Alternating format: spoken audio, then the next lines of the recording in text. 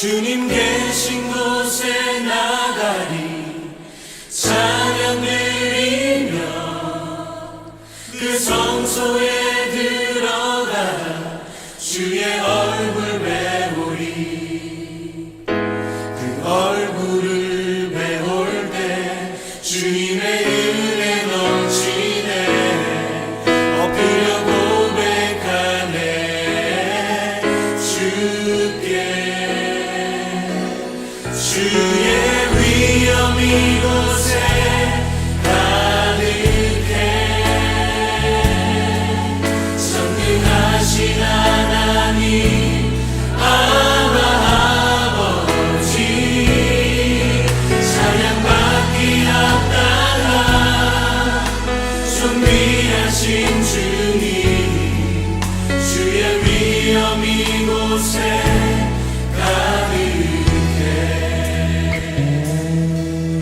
주님 계신 곳에 나가리 찬양 드리며 그 성소에 들어가 주의 얼굴 배우리. 그 얼굴을 배울 때 주님의 은혜 넘치네. 엎드려 고백하네 주께. 이곳에 가득해. 전능하신 하나님 아바 아버지 찬양받기 합당한 존귀하신 주님. 주의 위엄 이곳에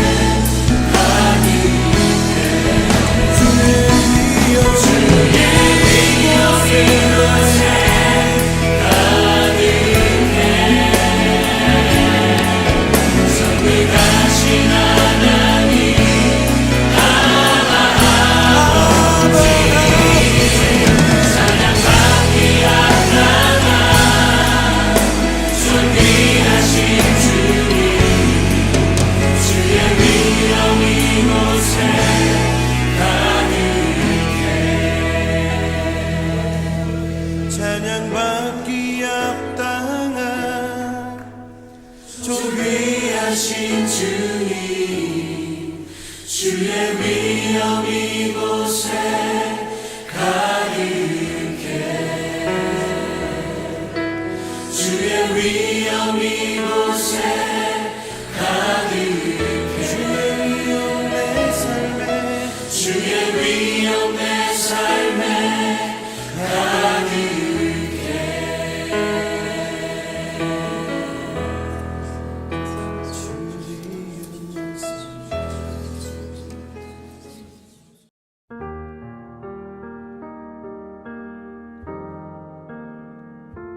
날마다 숨 쉬는 순간마다 내 앞에 어려운 일 보내. 주님 앞에 이 몸을 맡길 때 슬픔 없네, 두려움 없네. 주님의 그 자비로운 손길 항상 좋은 것 주시도다. 사랑스레 아픔과 기쁨을, 수고와 평화와 안식을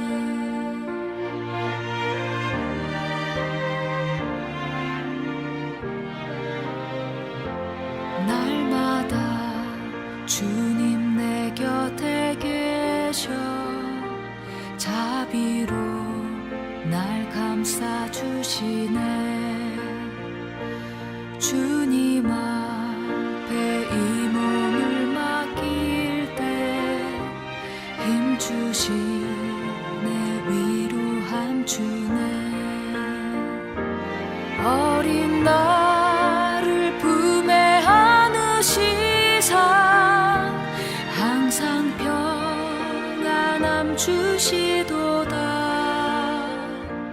내가 살아 숨을 쉬는 동안 살피신다 약속하셨네.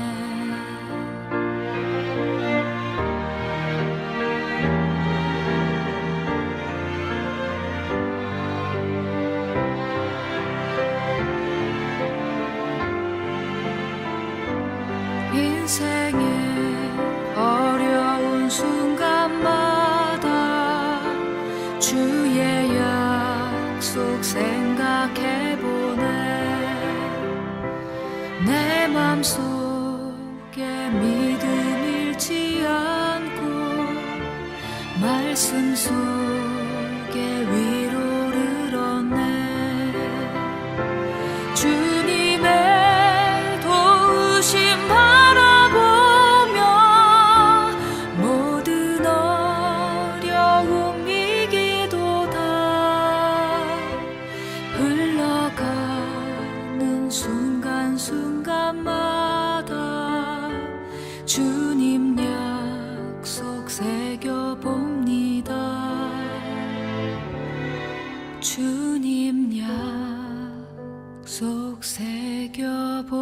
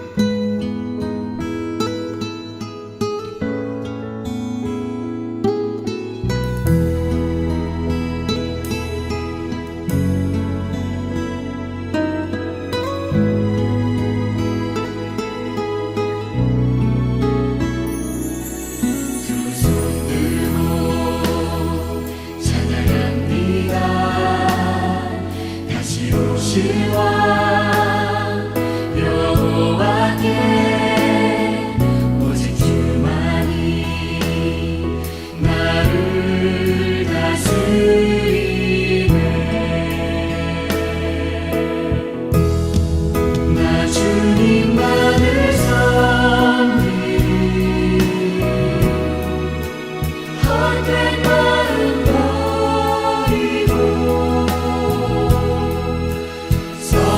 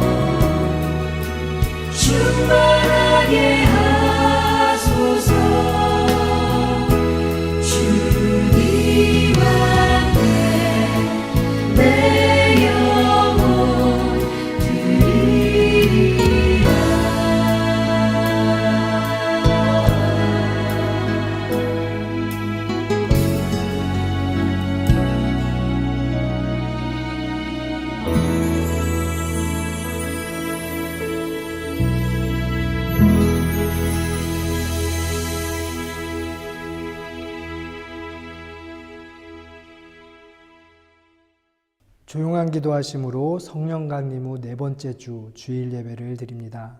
함께 기도합니다.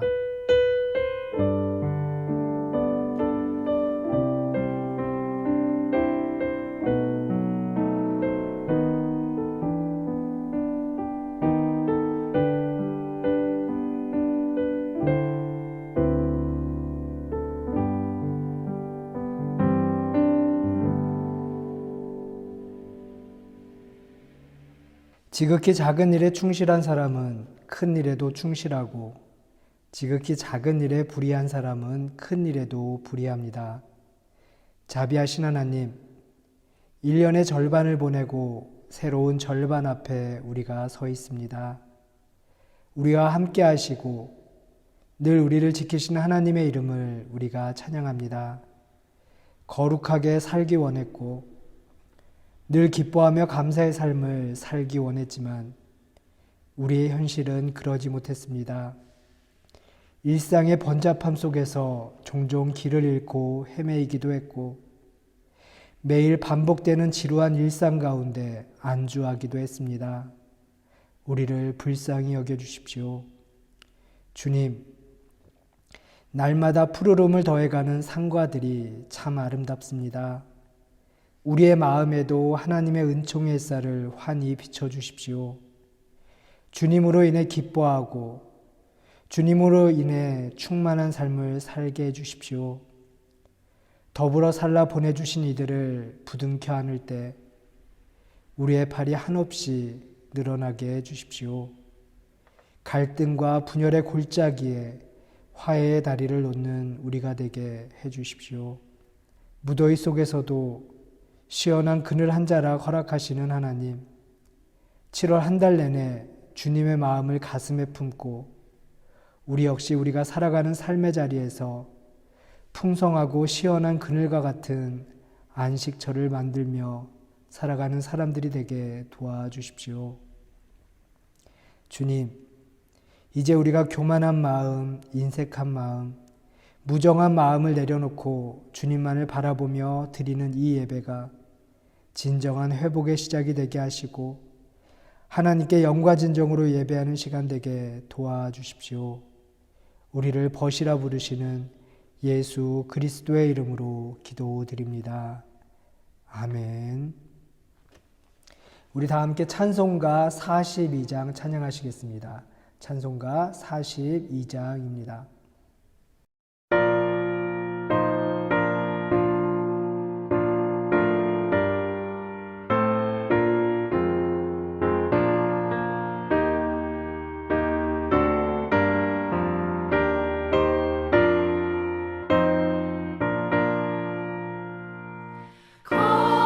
거룩한 주님께 예배를 드리세 무릎을 꿇고서 영광 돌려 금같은 순종과 향기로운 겸손을 주님께 바쳐서 경배하세. 주 앞에 삼가서 겸손히 행하면 주 너를 언제나 돌보시리. 말씀엔 위로와 기도의 응답을 내 갈 길 바르게 인도하리.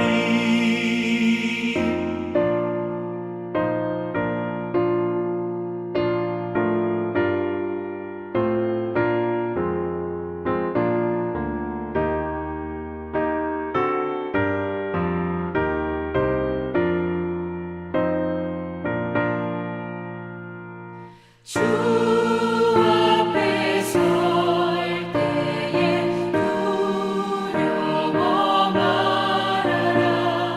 가난한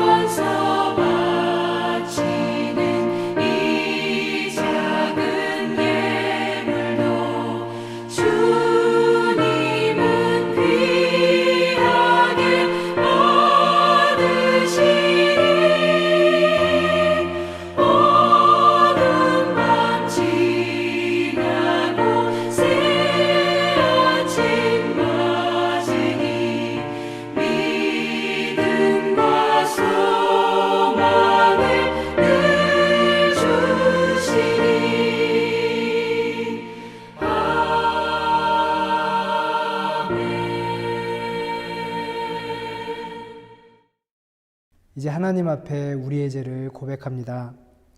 은혜로우신 하나님, 우리가 생각과 말과 행동으로 행함으로써 행하지 않음으로써 하나님께 죄를 범했음을 고백합니다. 우리는 온 마음으로 하나님을 사랑하지 못했습니다. 우리는 이웃을 우리 자신처럼 사랑하지 않았습니다. 우리는 진심으로 사죄하며 겸손히 회개합니다. 하나님의 아들 예수 그리스도를 통해 우리에게 자비를 베푸시고 우리를 용서해 주십시오. 그리하여 우리가 하나님의 뜻을 기뻐하고 하나님의 길을 걷게 하시고 이로써 하나님의 이름에 영광을 돌리게 하소서. 아멘. 진실로 사죄하며 겸손히 회개하는 여러분들을 향해 주시는 용서의 말씀을 들으십시오. 전능하신 하나님이 우리 주 예수 그리스도를 통해 당신에게 자비를 베푸시고 당신의 모든 죄를 용서하시고 모든 성 가운데 당신에게 힘을 주시고 성령의 능력으로 당신을 영생 가운데서 지키시기를 빕니다. 아멘. 우리 다 함께 교독문 44번 시편 100편을 교독하겠습니다. 교독문 44번 시편 100편입니다. 온 땅이여 여호와께 즐거운 찬송을 부를지어다. 기쁨으로 여호와를 섬기며 노래하면서 그의 앞에 나아갈지어다. 여호와가 우리 하나님이신 줄 너희는 알지어다. 그는 우리를 지으신 이요 우리는 그의 것이니 그의 백성이요 그의 기르시는 양이로다. 감사함으로 그의 문에 들어가며 찬송함으로 그의 궁정에 들어가서 그에게 감사하며 그의 이름을 송축할지어다. 여호와는 선하시니 그의 인자하심이 영원하고 그의 성실하심이 대대에 이르리로다. 아멘. 사도신경으로 우리의 신앙을 고백합니다. 전능하사 천지를 만드신 하나님 아버지를 내가 믿사오며 그 외아들 우리 주 예수 그리스도를 믿사오니 이는 성령으로 잉태하사 동정녀 마리아에게 나시고 본디오 빌라도에게 고난을 받으사 십자가에 못 박혀 죽으시고 장사한 지 사흘 만에 죽은 자 가운데서 다시 살아나시며 하늘에 오르사 전능하신 하나님 우편에 앉아 계시다가 저리로서 산 자와 죽은 자를 심판하러 오시리라. 성령을 믿사오며 거룩한 공회와 성도가 서로 교통하는 것과 죄를 사하여 주시는 것과 몸이 다시 사는 것과 영원히 사는 것을 믿사옵나이다. 아멘. 우리 다 함께 찬송가 292장 찬양하겠습니다. 찬송가 292장입니다.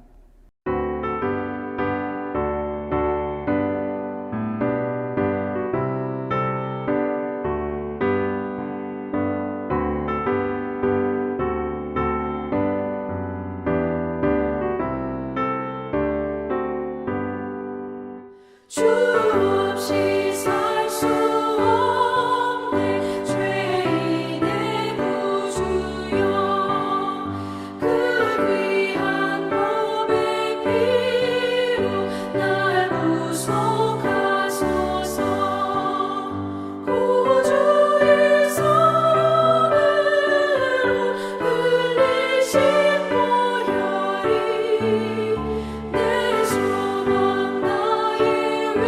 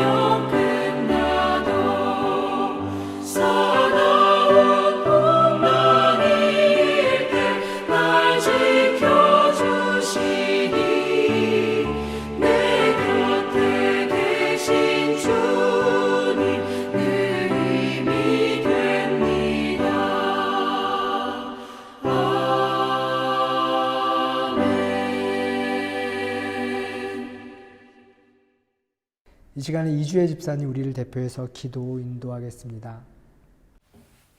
사랑의 하나님, 거룩한 주님의 날에 하나님을 잊지 않고 예배드리게 하시니 감사합니다. 독생자 예수 그리스도를 이 땅에 보내주심으로 말미암아 불쌍한 저희를 사망에서 건져 영생의 길로 옮겨주신 은혜 늘 감사합니다. 저희가 오늘 코로나로 인해 대면 예배를 드리지 못하고 온라인 예배를 드리게 되었습니다. 하나님을 사랑하는 간절한 저의 마음 주님께서 기쁘게 받아주시옵소서.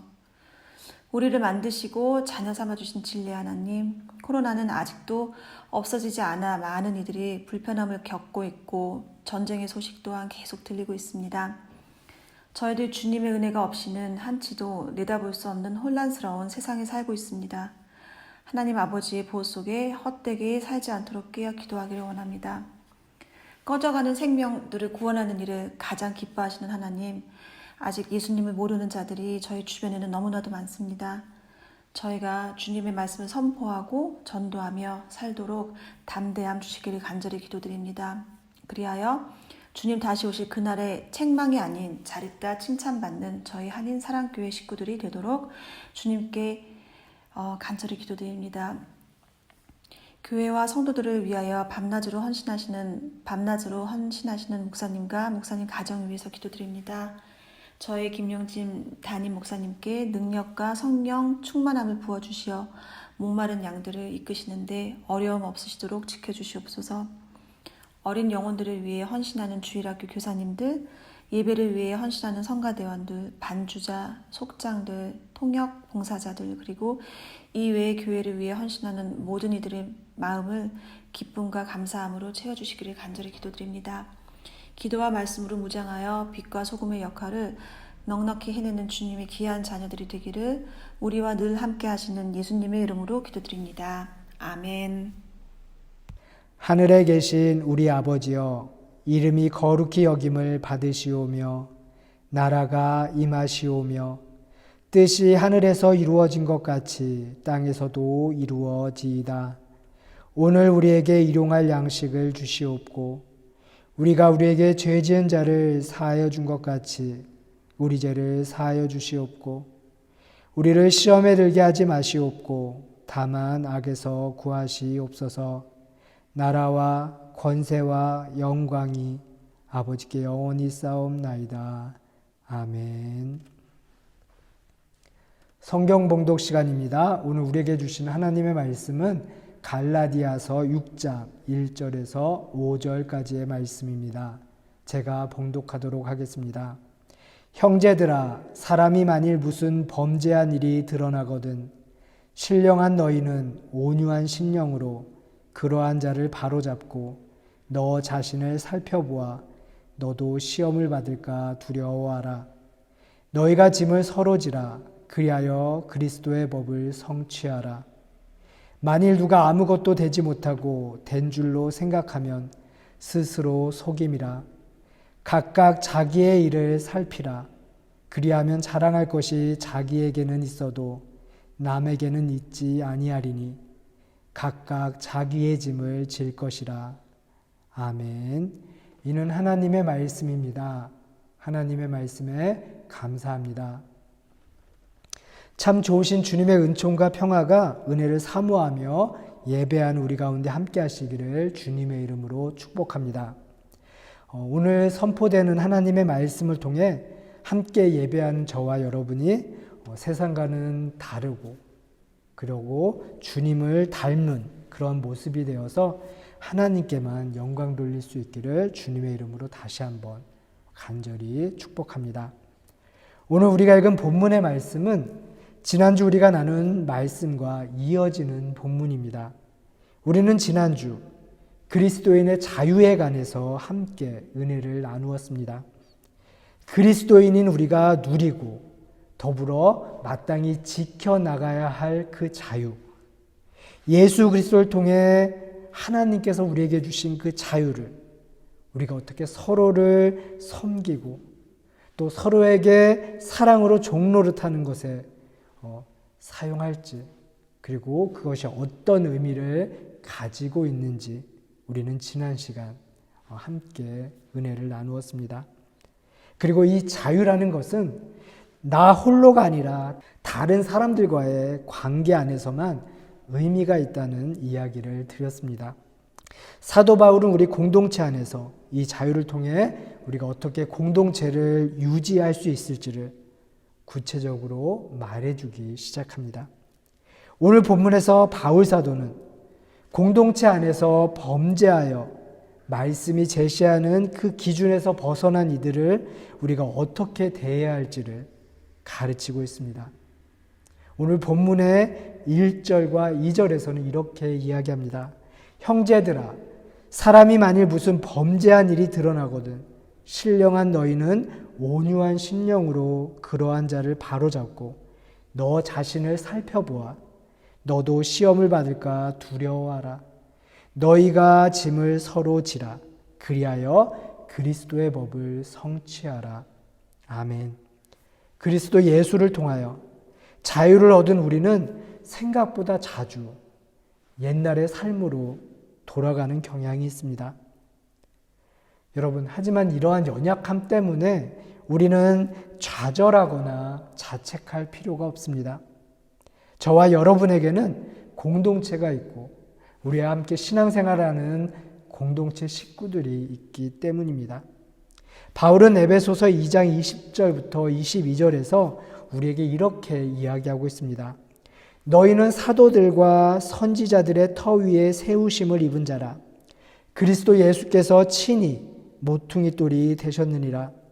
그의 안에서 건물마다 서로 연결하여 주 안에서 성전이 되어가고 너희도 성령 안에서 하나님이 거하실 처소가 되기 위하여 그리스도 예수 안에서 함께 지어져 가느니라. 아멘. 여러분, 그렇습니다. 사도가 말하고 있는 것처럼 우리는 그리스도 예수 안에서 함께 하나님의 살아있는 성전으로 지어져 가는 중입니다. 여전히 공사 중이어서 완벽하지 않습니다. 실수가 드러나기도 하고 잘못이 있을 수도 있습니다. 그러나 우리는 주님 안에서 함께 성전으로 지어져 가는 사람들임을 기억하십시오. 중요한 것은 그러한 잘못이 드러났을 때 우리가 어떻게 해야 하느냐, 그것이 중요하다고 사도 바울은 이야기합니다. 바울은 우리에게 온유한 마음으로 그런 사람을 바로잡으라라고 이야기하고 있습니다. 형제 자매의 잘못을 바라보고도 아무 일도 없었던 것처럼 눈을 질끈 감아주는 것이 꼭 사랑은 아닙니다. 살다 보면 물론 경우에 따라서는 그가 돌이킬 수 있도록 시간과 기회를 주어야겠지만 잘못을 저지르고도 도대체 깨닫지 못하는 경우에는 그를 바른 길로 돌이켜서 인도해야 할 책임이 바로 우리에게 있다는 이야기입니다. 하지만 바로잡아 준다는 것은요, 그를 비난하거나 그를 정죄하는 것이 아니다라는 사실을 우리는 결코 잊어서는 안 됩니다.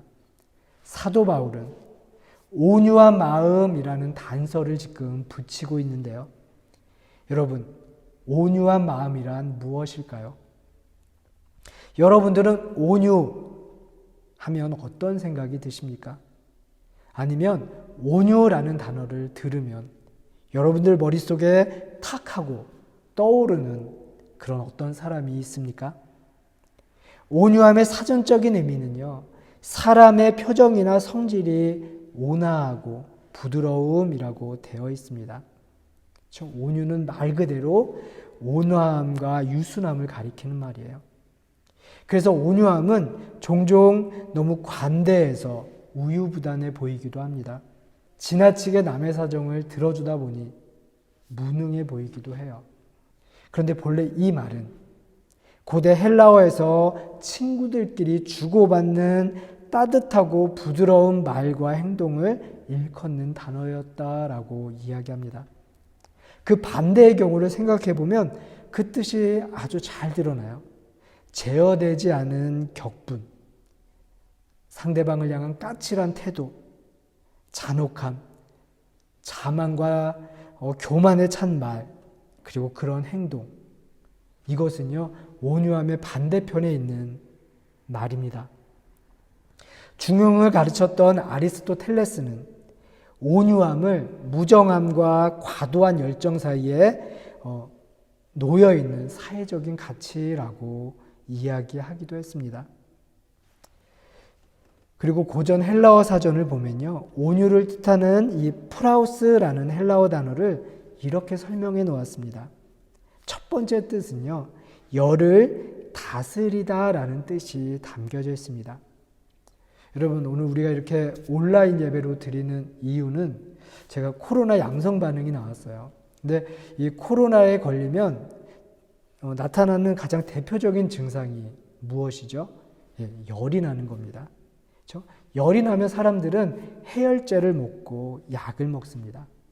그렇게 약과 또 외부적인 어떤 그런 힘들을 통해서 사람들은요, 그리고 그 열을 내리려고 해요.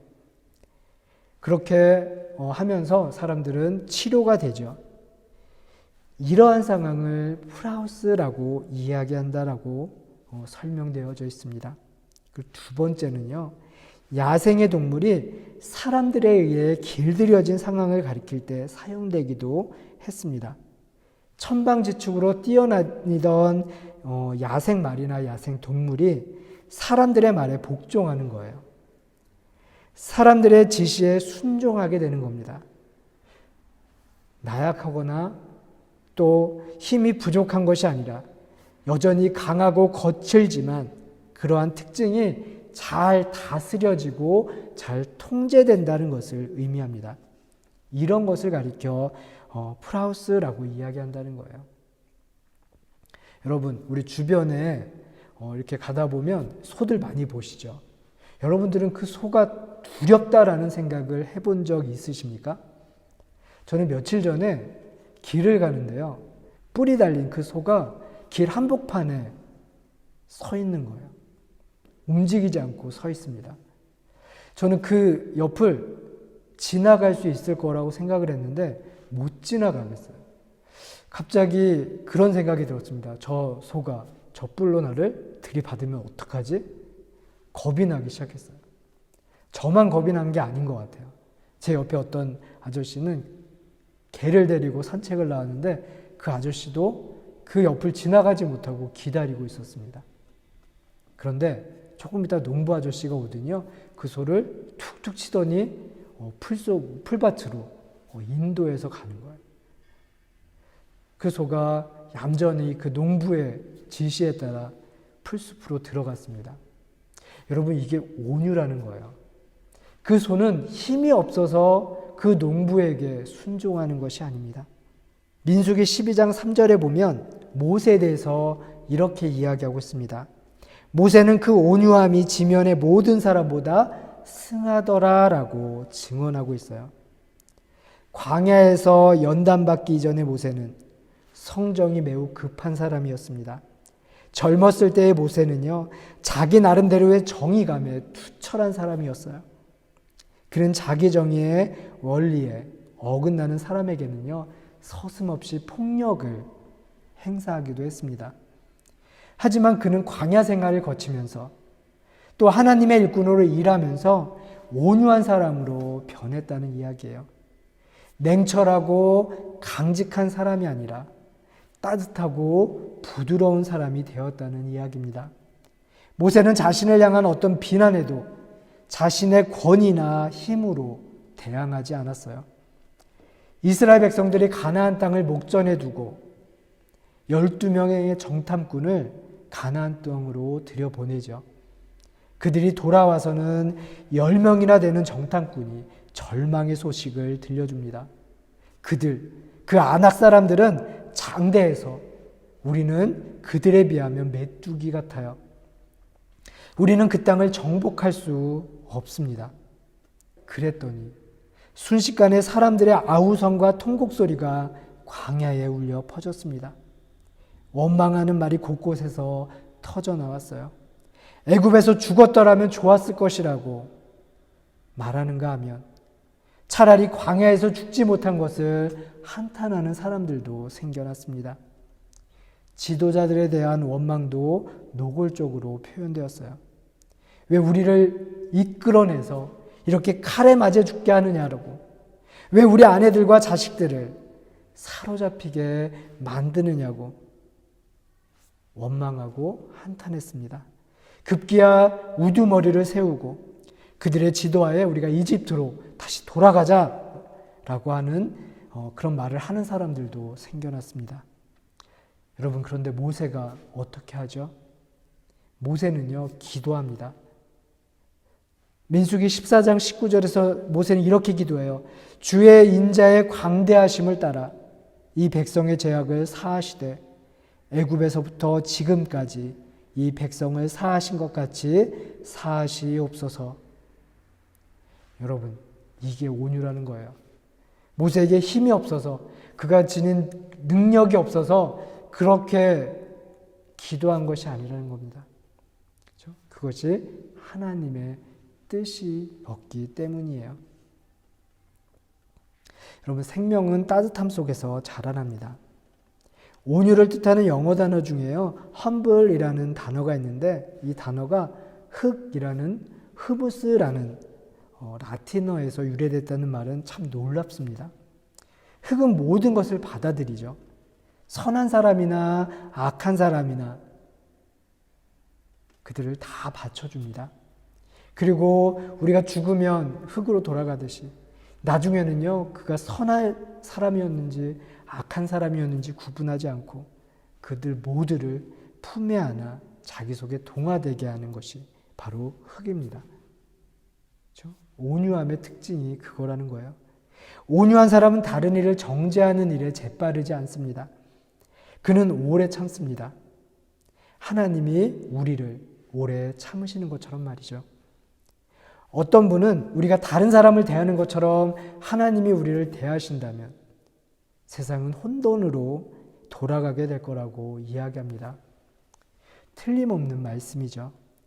그래서 사도는요, 실수한 사람을 바로잡는 그 사람에게 너 자신을 좀 살펴봐라고 이야기합니다. 그래서 너도 시험을 받지 않도록 주의하라라고 이야기해요. 여러분, 왜 이렇게 해야 할까요? 우리가 다른 사람을 온유한 마음으로 바로잡는 것도 중요합니다. 그리고 내 자신을 돌아보는 것도 중요해요. 실수를 바로잡는 그 사람이라고 해서 잘못하지 않을 거라는 보장이 없기 때문입니다. 앞서도 말씀드렸지만 여전히 우리는 미완성이에요. 저와 여러분은 지금도 그리스도 예수 안에서 함께 지어져 가는 중이기 때문입니다. 그러므로 바울이 말하는 것처럼 우리는 서로를 사랑과 선행으로 돌볼 뿐만이 아니라 무엇보다도 스스로를 돌아보며 하나님 앞에 겸손한 모습으로 서야 함을 기억하시기 바랍니다. 하나님이 우리를 닮지 않으셨다는 사실이 얼마나 고마운 일인지 모릅니다. 여러분, 우리가 성도라 부름받았으니 우리는 영원한 생명에 이르게 하는 하나님 말씀 앞에 늘 무릎 꿇고 겸손하게 하나님의 말씀을 받들어야 합니다. 이러한 사실을 생각해 볼 때 잘못에 빠진 사람을 온유함으로 바로잡으라라는 사도 바울의 권면의 의미는 분명합니다. 마치 길들여진 야생동물이 자기 멋대로 힘을 쓰는 것이 아니라 주인의 명령에 순종하여 달리거나 또 순종하여 멈추듯이 실수한 그 사람을 어떠한 경우에라도 사랑하시는 하나님의 마음으로 그를 어떻게 해서든지 바른 길로 인도하시길 원하시는 하나님의 뜻을 우리가 기억하며 그를 바로잡아 주라는 것이 온유한 심령으로 하라는 바울의 권면에 담긴 의미임을 우리는 기억해야 합니다. 또한 바울의 이러한 권면은 사랑으로 서로 종노릇하는 삶, 그 삶의 첫 번째 모습을 잘 드러내주고 있습니다. 예수를 따르는 교회는 온유한 태도로 하나님의 뜻에 따라 다른 이의 잘못을 바로잡아주고 서로 돌아볼 뿐만 아니라 스스로 겸손히 하나님 앞에 나 자신을 세움으로 서로의 짐을 짊어져야 합니다. 서로 종로로 타는 그리스도인의 모습은 한쪽은 섬기고 다른 한쪽은 섬김을 당연하듯 여기며 받기만 하는 세상의 모습과는 전혀 다릅니다. 주님이 교회인 우리에게 요구하시는 참된 그리스도인의 모습은 대단하고 화려한 모습이 아닙니다. 그것은 삶에서 내 이웃을 존중하고 그의 짐을 함께 지고 발을 맞추어서 함께 걸어가는 모습임을 우리는 기억해야 합니다. 바울은 6장 2절에서 이야기한 것처럼 서로 섬기는 일을 통해 저와 여러분이 그리스도의 법을 성취할 수 있다라고 이야기합니다. 여러분, 어떻게 이런 일이 가능할까요? 허영심에 가득 찬 사람, 자기 욕망을 하나님처럼 섬기며 사는 사람은 그럴 수 없어요. 오직 성령의 인도하심을 따라 사는 사람만이 그렇게 할 수 있습니다. 온유라는 헬라어 단어, 이 프라우스의 뜻을 제가 말씀드렸는데요. 그 두 가지 뜻의 공통점은 뭐냐면 자신보다 더 강한 힘, 그 힘의 영향력 아래 놓여져 있다는 것입니다. 여러분, 우리가 아름다운 공동체를 이루기 위해서는, 우리가 다른 사람의 짐을 나누어지기 위해서는 우리를 성령의 인도하심 아래 맡길 수 있어야 한다는 이야기예요. 그리고 더불어서 서로 남의 짐을 나누어질 수 있어야 합니다. 4년 전에 제가 윤지와 산티아고 순례길에 다녀온 적이 있습니다. 산티아고 순례길은 구간마다 이렇게 짐을 옮겨주는 서비스가 있습니다. 하루에 5유로 정도면 한 20km에서 25km 정도 되는 거리를 이렇게 배낭을 옮겨주는 서비스가 있어요. 그런데 하루는 어떤 일인지 잘 기억나진 않는데요. 그 서비스를 이용하지 못하고 윤지와 제가 각각 짐을 배낭을 메고 길을 걷게 됐습니다. 그날 좀 제가 기억하기로는 좀 짧은 거리였던 것 같아요. 근데 반쯤 가기 시작했을 때부터 윤지가 무거움을 호소하기 시작했습니다. 그래서 어떻게 해요? 어떻게 했을까요? 제가 윤지의 배낭을 앞에 지고 또 제 배낭은 뒤에 이렇게 메고 그리고서는 한 10km 정도를 걸어갔어요. 한참을 걷고 있는데 윤지가 그때 9살이었으니까 굉장히 어린 나이였죠. 뭐 이렇게 순례자 중에서도 가장 어린 순례자 중에 한 명이었는데 그러다 보니까 사람들이 궁금한 게 많았나 봐요. 이것저것 물어보기도 하고 이야기도 하면서 갔습니다. 이제 숙소에 도착해서 짐을 정리하고 뭐 이제 씻기도 하고 저녁을 먹으러 갔는데요. 어떤 아저씨가 저쪽에서 우리에 대해서 설명을 하는 거예요. 봤더니 중간에 우리가 함께 오면서 이야기를 했던 사람입니다. 저 사람이 오늘 짐을 2개를 메고 왔어. 하나는 저 아이 건데 저 남자는 저 아이의 아빠야 라고 이야기했습니다. 저는 그 사람이 우리를 설명하면서 하는 그 이야기를 들으면서 저 사람은 저 아이의 아빠야 라는 그 이야기가 제 귀 속에서 계속해서 맴돌았습니다.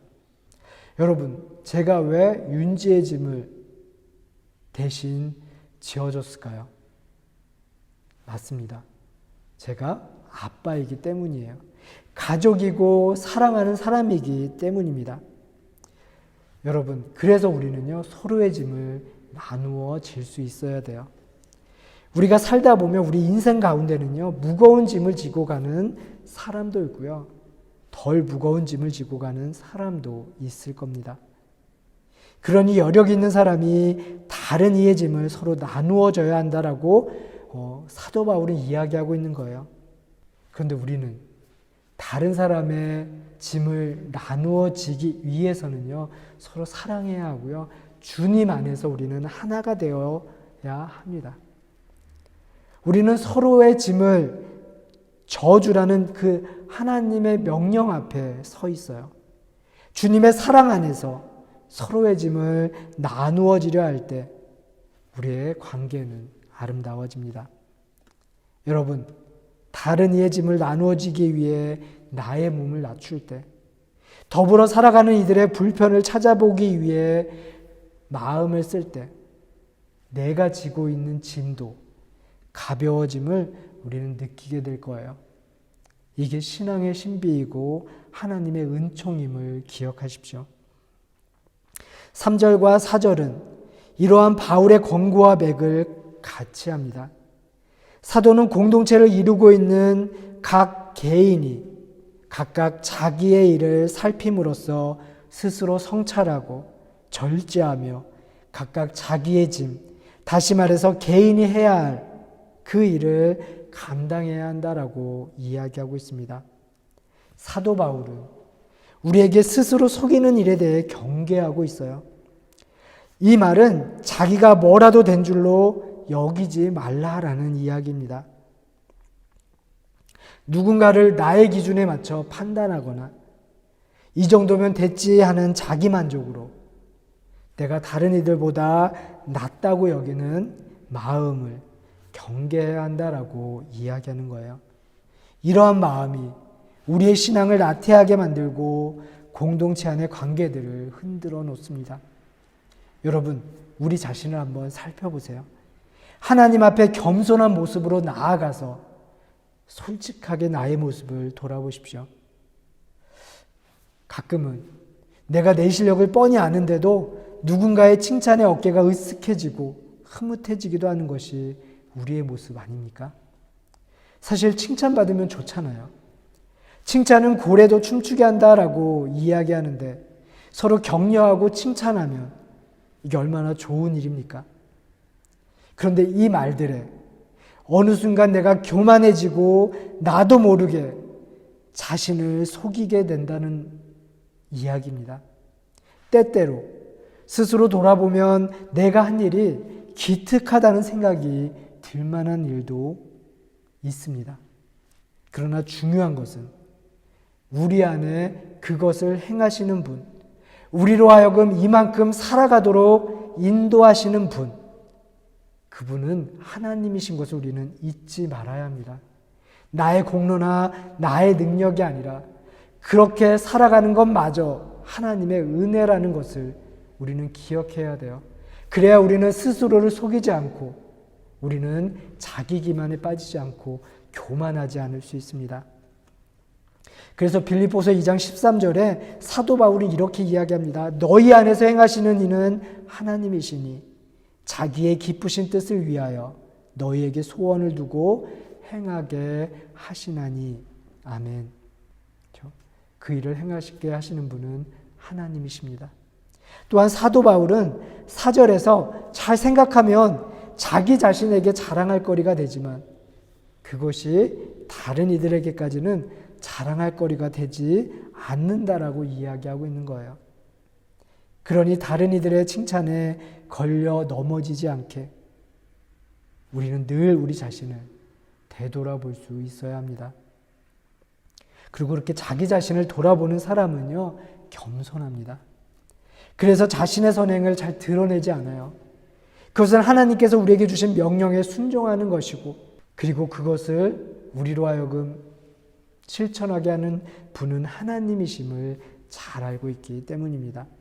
온유한 사람은 바로 성령의 능력 아래 거하는 자이고요. 또 하나님 앞에, 또 사람들 앞에 겸손한 자입니다. 계속해서 바울은요, 우리가 읽진 않았지만 갈라디아 교회 사람들에게 낙심하지 말고 지금 하고 있는 그 선한 일을 계속하라라고 권면합니다. 우리 함께 6장 9절과 10절을 읽어보도록 하겠습니다. 함께 한 목소리로 읽을게요. 우리가 선을 행하되 낙심하지 말지니 포기하지 아니하면 때가 이름에 거두리라. 그러므로 우리는 기회 있는 대로 모든 이에게 착한 일을 하되 더욱 믿음의 가정들에게 할지니라. 아멘. 사랑하는 여러분, 교회의 머리이신 그리스도께서 우리에게 자유를 허락하셨습니다. 그 자유를 누리기 위해 우리가 해야 할 일은 분명합니다.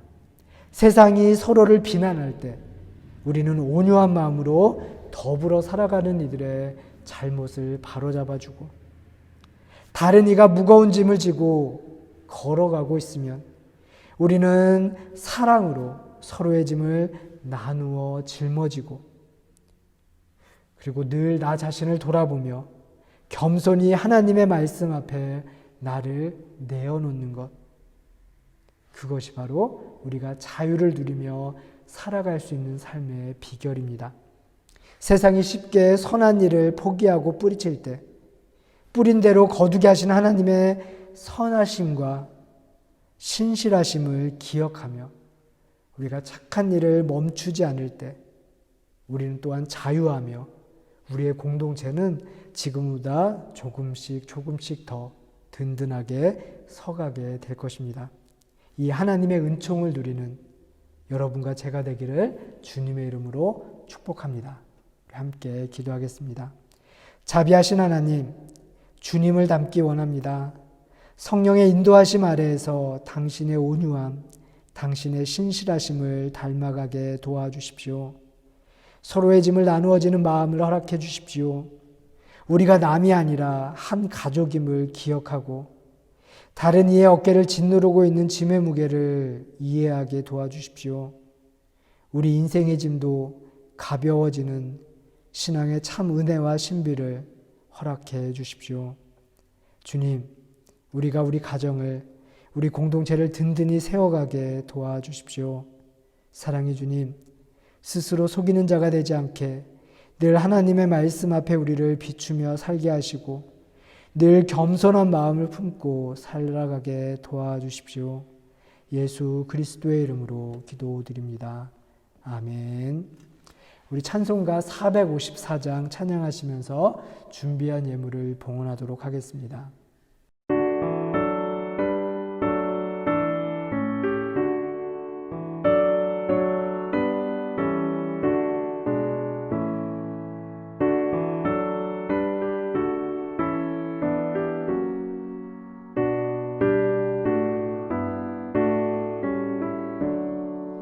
주와 같이 되기를 내가 항상 원하니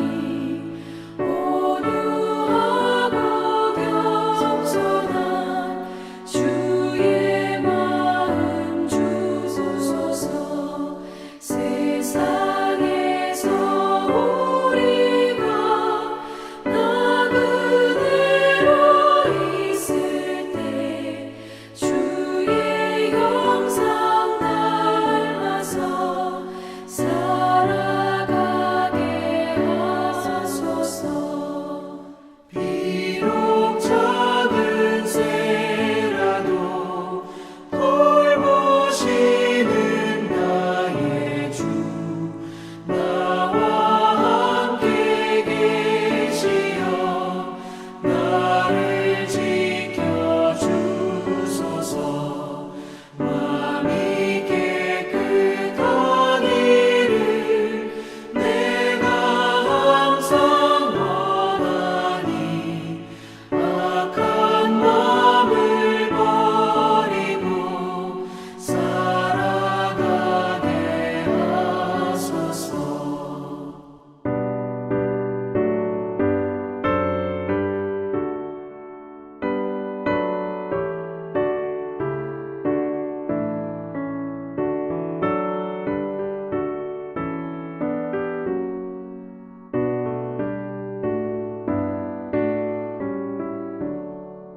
주와 같이 되기를 내가 항상 원하니 주님 뜻을 따라서 살아가게 하소서. 주 은혜로 거듭나 말씀 위에 굳게서 영원 무궁하도록 주와 함께 살리라.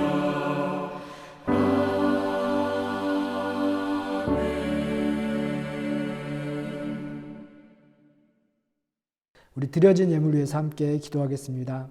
사랑의 하나님, 우리를 세상의 소금과 빛, 참 소중한 존재로 부르시는 주님의 은혜에 감사를 드립니다.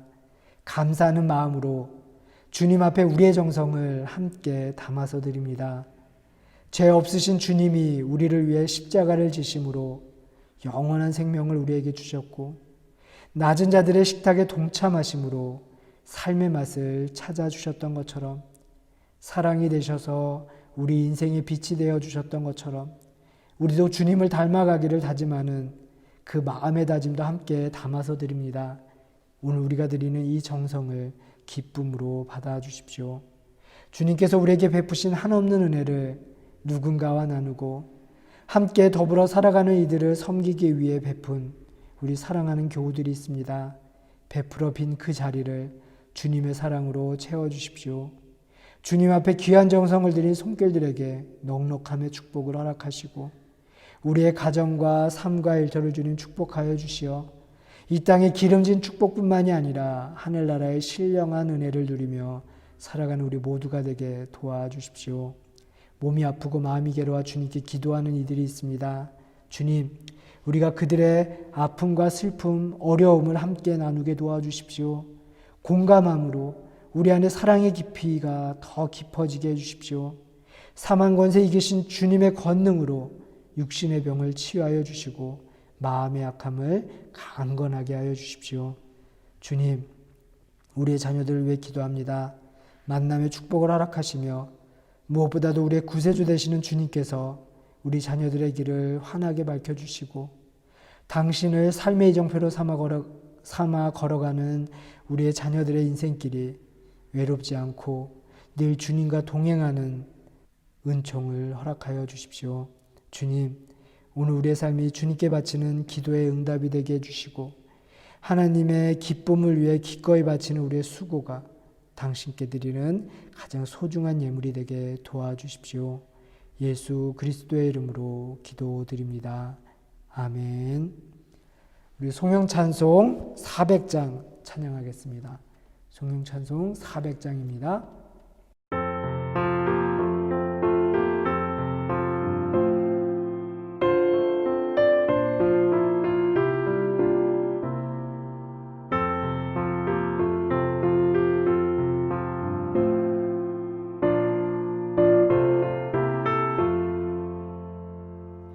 험한 시험 물속에서 나를 건져주시고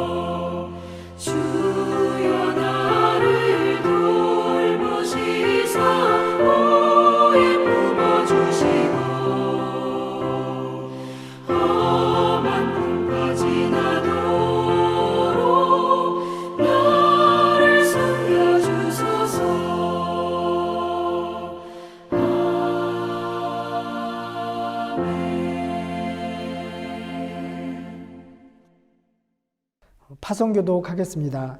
하나님은 여러분을 사랑하십니다. 세상에 나가 하나님의 뜻을 실천하십시오. 사망 권세 이기시고 부활하신 주님을 우리의 삶으로 증거하고 하나님의 뜻을 실천하며 살겠습니다. 주님, 우리의 동행이 되어 주십시오. 아멘. 기도하시겠습니다. 십자가의 순환과 죽음, 그리고 부활을 통해 우리에게 구원 허락하시고 우리 인생이 경험하는 모든 삶의 공고함으로부터 우리를 자유케 하시는 하나님의 아들 우리 주 예수 그리스도의 은혜와 우리를 너무나도 사랑하셔서 하나님의 자녀로 주님의 자매 형제로 부르시고 한 공동체 안에서 서로의 짐을 나누어지며 함께 천국의 소망을 누릴 수 있는 은총을 허락하신 하나님 아버지의 다함 없는 사랑과 온유한 마음을 가지고 더불어 살아가는 이들을 선한 길로 이끌고 무거운 짐을 지고 가는 이들의 짐을 나누어지는 사랑의 마음으로 그리스도의 법을 성취하고 하나님 앞에 늘 겸손한 마음으로 자신을 살피며 살아감으로 공동체를 든든히 세우고 예수 그리스도께서 허락하신 자유의 은총과 신비를 누리며 살아가도록 우리를 북돋우시는 성령님의 교통하심이 은혜를 사모함으로 예배하며 주님의 동행하심을 소망하는 모든 성도들 머리 위에 우리의 자녀들 머리 위에 한인사랑교회 위에 예배를 통해 말씀을 통해 하나님과의 관계의 복을 통해 힘을 얻고 치유되며 주님이 주신 지혜로 이 어려운 시기를 이겨나가기를 소원하는 이 땅의 모든 당신의 자녀들 머리 위에 이제부터 영원토록 함께 하시기를 간절히 축원합니다. 아멘.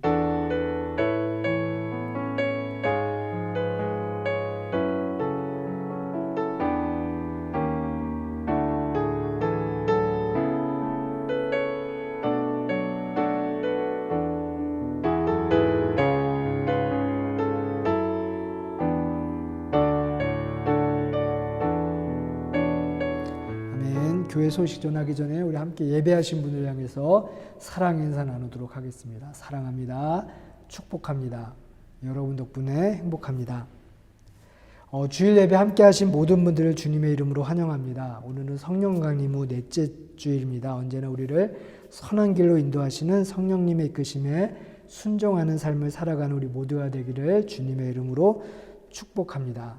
오늘 현장 예배를 드리지 못하고요. 온라인 예배로 드립니다. 보시는 것처럼 제가 이렇게 많이 아프거나 그렇게 힘들지 않습니다. 그래서 기도해 주시고 또 걱정해 주신 덕분에 잘 회복되고 있으니까요. 너무 염려하지 않으셔도 되고요. 여러분들도 코로나로부터 이렇게 안전할 수 있도록 늘 조심하시고 또 코로나 때문에 어려움이 없기를 다시 한번 축복합니다. 다음 주 예배는요. 교회 창립기념 주일 예배로 드립니다. 방학이 이미 시작되어서요. 많은 분들이 휴가 중이고 또 코로나로 인해서 우리가 함께 식사나 이런 것들을 하지 못하지만 그래도 이 땅에 교회를 세우시고 또 구원의 역사를 그렇게 늘 변함없이 이어가시는 하나님께 감사하는 마음으로 함께 또 기도하는 마음으로 예배를 준비했으면 좋겠습니다. 그리고 다음 주에는 우리 성찬식 예배 중에 성찬식이 있습니다. 기억해 주시기 바랍니다. 통역위원들 위해서 늘 기도 부탁드리고요. 주일학교 어린이들, 청소년부 학생들, 선생님들 위해서 함께 기도해 주시면 감사하겠습니다. 그리고 우리 교회가 섬기고 있는 선교지 명단을 보시고요. 늘 함께 기도해 주시기를 부탁합니다. 그리고 우리가 10시에 기도하는 운동 계속하고 있는데요. 10시가 되면 잠깐이더라도 우리가 마음을 모으고 뜻을 모으고 또 두 손을 모아서 함께 기도했으면 좋겠습니다. 그리고 다른 광고는요. 묵상집이 필요하신 분은 저에게 개인적으로 카톡을 보내주시거나 저에게 문의해 주시면 제가 이번 주에 구입을 하지 못하시니까요. 일주일 분량을 스캔을 하든지 이렇게 사진을 찍어서 우선 보내드리도록 하겠습니다. 그리고 구입은 다음 주에 교회에서 하시면 될 것 같습니다. 예배를 마치도록 하겠습니다. 한 주간도 주님 안에서 승리하는 여러분들 되시기를 소망하고요. 다음 주에 기쁨으로 또 현장에서 만날 수 있었으면 좋겠습니다. 감사합니다.